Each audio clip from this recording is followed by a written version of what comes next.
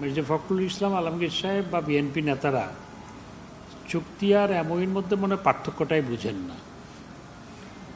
এই সফরে কোনো চুক্তি হয়নি।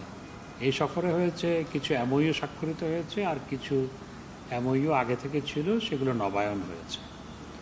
তো যারা চুক্তি আর এমওইউর সমঝোতা স্মারক আর চুক্তির পার্থক্যটা বুঝেন না, তাদের জিজ্ঞাসার কি জবাব দিব সেটিই আমার এখন মনে ঘুরপাক খাচ্ছে। এবং আপনারা জানেন যে ভারত আমাদের বিশ্বস্ত বন্ধু।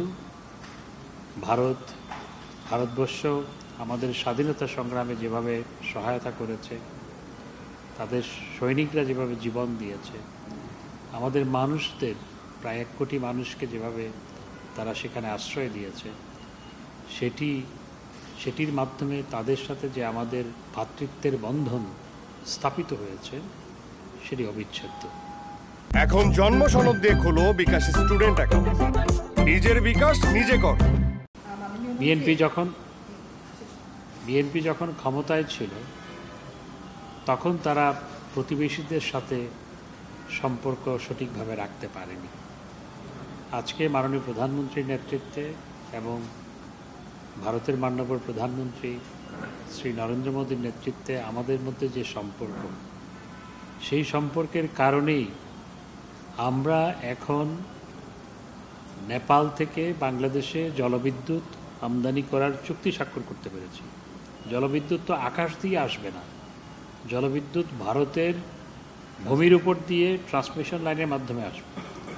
এবং এটি আজ থেকে 12-13 বছর আগে এটি ভাবাও কঠিন ছিল যে ভারতের উপর দিয়ে অন্য দেশ থেকে বিদ্যুৎ আসবে বাংলাদেশে। এবং ভুটানের সাথেও আমরা একই ধরনের এঙ্গেজমেন্টের জন্য আমরা এগুচ্ছি। এবং আপনারা জানেন যে ভারত থেকে আমাদের নানা ধরনের পণ্য আমদানি করতে হয়।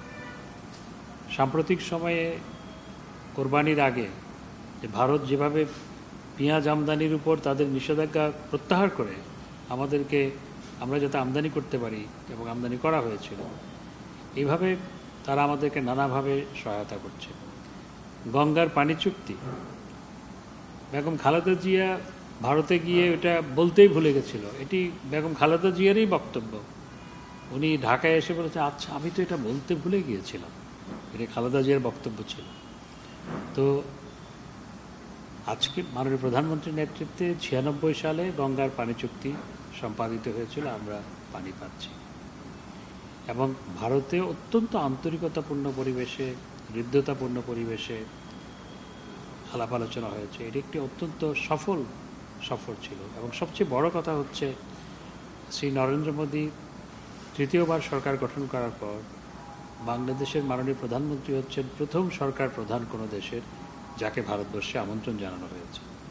তার মানেটা কি? তার মানে ভারত আমাদেরকে কত গুরুত্ব দেয়। এবং 15 দিনের মধ্যে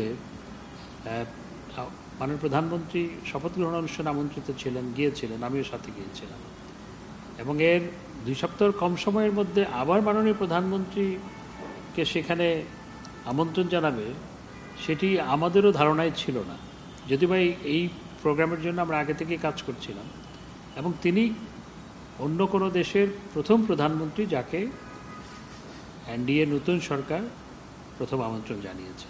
এতেই প্রমাণিত হয় তারা বাংলাদেশকে কত গুরুত্ব দেয় এবং সম্পর্কের গভীরতা কোন পর্যায়ে।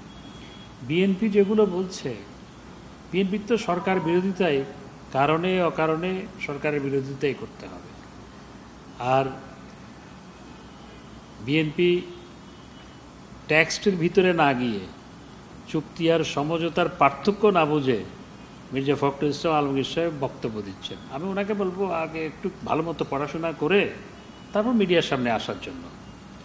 যেই চুক্তিগুলো, কোনো চুক্তি হয়নি, যে সমঝোতা স্মারকগুলো হয়েছে সেগুলো সবগুলোই বাংলাদেশের স্বার্থে হয়েছে, বাংলাদেশের স্বার্থ সংরক্ষণ করে হয়েছে।